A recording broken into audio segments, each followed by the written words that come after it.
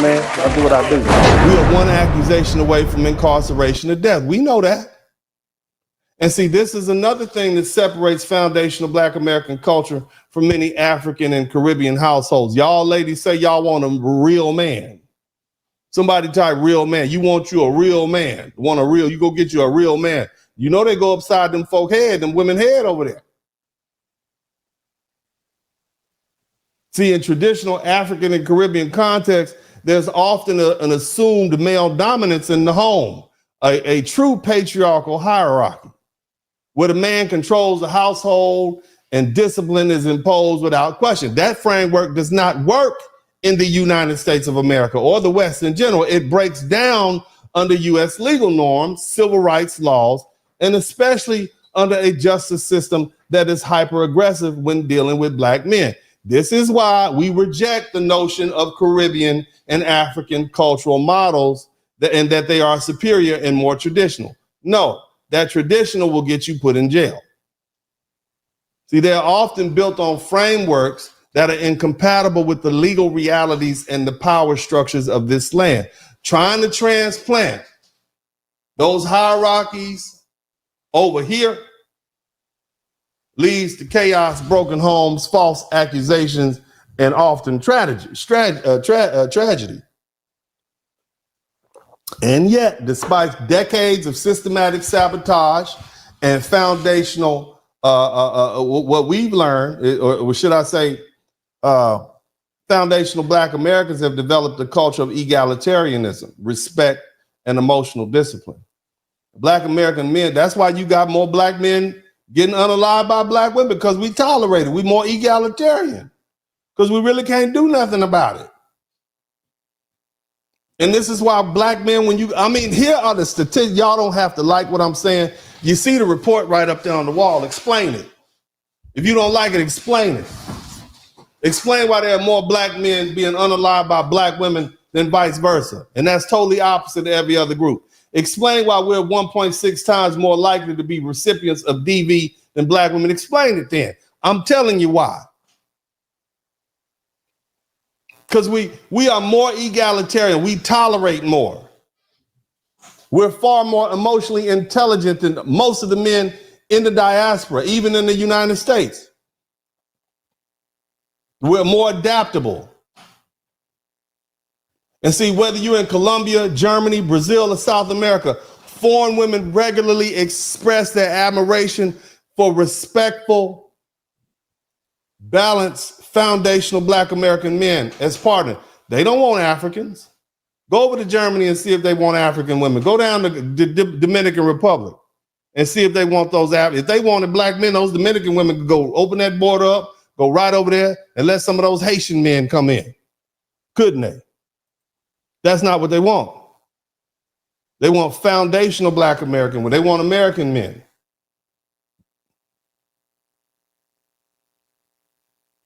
See, Black men, this is not accidental. It's cultural. The same culture that they say we don't have. The same culture that they say we don't have makes Black men more appealing to all these women around the world. They're not talking about African men. They're not talking about Caribbean men. They talk about you, Black man. Whether you in Australia or Austria, whether you in the Netherlands or Germany, whether you in Colombia or Kalamazoo, it's not accidental.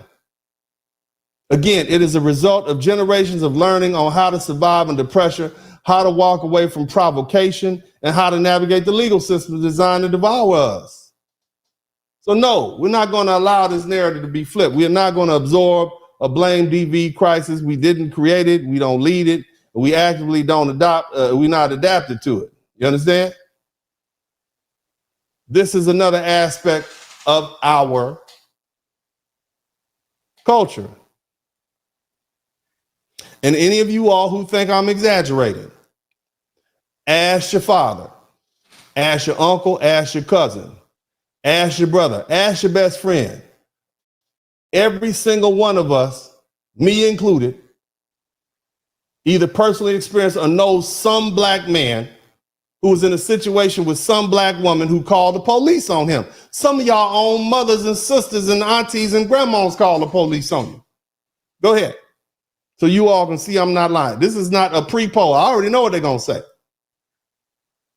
Type number 1 in the chat room if you know a black man who has had the police called on him by a black woman for little or nothing.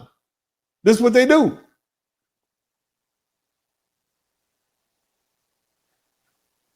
Every single one of us either personally experienced it or knows someone close to us who's experienced a situation. It's not rare. This is not anecdotal. It is commonplace in our community. It's so common that it has become second nature for black men to walk away to de-escalate and avoid confrontation. And she might fight you for that. Not because we're weak, but because we understand what happens when law enforcement gets involved. We know that the police aren't coming to negotiate. They're coming with guns drawn, billy clubs, pepper spray, ready to make an example out of us. That's why we've developed a culture of emotional restraint, of survival through silence, of leaving instead of lashing out. You will know why your daddy left? Because he was tired of your mama going upside his head and disrespecting him. That's why your daddy left. Go talk to him. And it's not that black men are passive. It's that we live in a system where asserting our voice or our presence can cost us our lives. So yes, our response is different than Africans and Caribbean men because our reality is different. And any honest black man from this soil will tell you exactly that. It's time to tell the truth, even when it hurts. Because we're not going to let our dignity or our culture or our survival strategies be dismissed by people who have not walked in our shoes and lived under our laws or died in our streets. Your culture is not going to work here. You teaching your children your culture is not going to work here. To the African fathers and the Caribbean fathers, you can't do what you did in Haiti. You can't do what you did in Jamaica. You can't do what you did in Accra or Lagos. You can't do it. They'll put you in jail. You can't teach your sons that. And see, let this be a foundation for a much needed and overdue conversation, not just about violence, but about which cultures are truly built to survive in the West and which are not. Now, we're not going to let you erase us. Foundational Black Americans will not be erased. And I'm not just saying that for dramatic effect. This is a matter of life and death, not just for us, but for this country as a whole. Because see, if Black Americans are erased, if our culture is diluted, if it's co-opted by foreign immigrants and Africans from the Caribbean, if it's overwritten by your customs and the immigrant narratives that never forged in fire like ours was, then America loses the one group that has ever had the moral courage to make it live up to its so-called ideas. We are the conscience of this nation.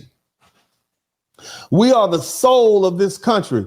From the very beginning, this country did not want to confront its sins, but we foundational Black Americans made it do so. Shout out to Penny Ford. We have been the only group in this nation's history with both the proximity and the fortitude and the standing to force America to grapple with the contradiction between its founding documents and its daily practices. See, it was our ancestors, not immigrants, who challenged the inhumanity of slavery through revolts, through lawsuits, through abolitionist writings, and ultimately through bleeding and dying in the Civil War.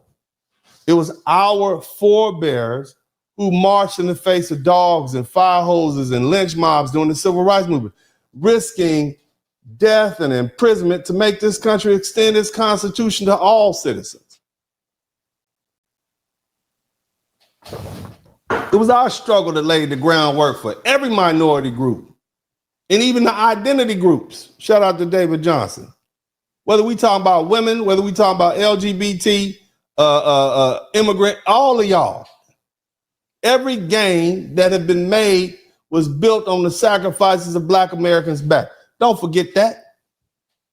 There would be no Latino right movement or Asian American political voice or immigrant protection framework if Black Americans hadn't cracked the walls of white supremacy first. Shout out to Shabazz America. Before anybody else had the courage to speak, we stood up. We are the tip of the spear. We are the shock absorber of American democracy. And let's be honest, without us, America would descend into fascism or worse. Because there would be no one left willing to check the system. All of y'all are runners. Whether we're talking about Italians who ran from Italy, the Irish who ran from Ireland, the Polish who ran from Poland, even the Europeans from the UK, y'all were running from the king. You were whooping up on y'all. And we know you Africans are running from all that. The Caribbeans are running from your stuff. See, we're the only people brave enough and rooted enough and morally upright enough to stand and fight. So you will not drag this country into tyranny on our watch. We had the opportunity to flee. We could have went to Liberia. We could have went to Brazil. We didn't. We stood and fought. So when people talk about replacing or erasing foundational Black American culture, whether through mass migration or false equivalencies or diluted identity politics, understand this isn't just about pride. It's about survival. Not only ours, but the nation's. Because if we go, so does the last line of defense against authoritarianism, racial caste, and moral hypocrisy. Foundational Black Americans are not just a demographic. We are the moral compass, the frontline soldiers, the spiritual architects of the American ideal. So goes Black America, so goes the country. We've always been the ones to fight back. We've always been the ones to sacrifice. And that's why our culture will never be erased, because the fate of the entire nation rests on it. Now, I'm going to take this opportunity. I got more to say. I'm going to give you this closing statement. I got a lot to say to a lot of people, and this is really going to hurt some feelings tonight, but I want to take the opportunity to thank everybody who has contributed to the Super Chat, the Cash App, and the PayPal. Y'all hit the #1 button. What's up, what's up, what's up? Welcome to the broadcast. This is Uncle D. People wash their ass in the tub, Kamala Harris. You were tuned in to Uncle D. D's Black Man Talk. Pull up, homie, take a seat. Don't be a shadow watcher every day. You learn something, then you earn something. Let them know and drop some money in the plate. It's getting cold, ladies, talking ratchet. Blizzard King here, grab your coat, zip your jacket. Keep quiet for a second, close your jaw. Attorney Spurling, this ain't pearly, know the law. Talking Constitution, pushing pins when he shootin', give him that. Masculinity, just for the record, sprinkle that. You can keep your cat, gotta cut it. Only cat he rubbing, gotta love it. I call it Molly Buddy. Gotta vote your interest, voting earns. Presidential, this is for the money that I earn. When you gon' learn, my people, that evil mixed with evil. No matter what you're doing, baby, this ain't equal. Sometimes when you're special, you get hated. The test is for the best, you're damn right, my people made it. Uncle D, Blizzard King, you've been served, gotta notice. 9 black men out here, know we winning, gotta hold it out. Uncle D, you've been served, get your notice. 9 black men out here, know we winning, gotta hold it out. Uncle D, you've been served, get your notice. 9 black men out here, know we winning, gotta hold it out. Uncle D, you've been served, get your notice. 9 black men out here, know we winning, gotta hold it out. Hey man, I'll do what I do. Somebody need to whip your ass. Get up and whip him, Sweets. Hey, don't be putting the money in my hand all rough. Take your ass out here. You buy you a Floby and cut your own damn hair from now on.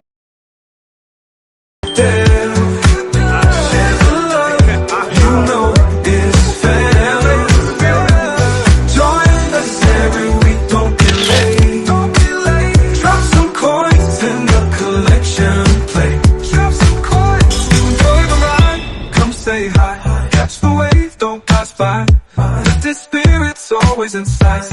In this podcast, joy takes flight. Subscribe, hit the like, won't you dare? Share the love, you know it's fair.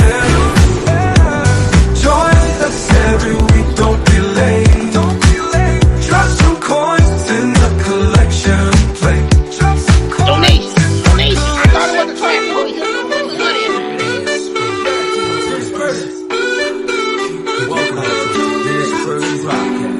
Hey man, I'll do what I do. You know that. Your ass, Clarence, don't come over here. Now what? You tall black mother. Women up inside. I don't give a fuck about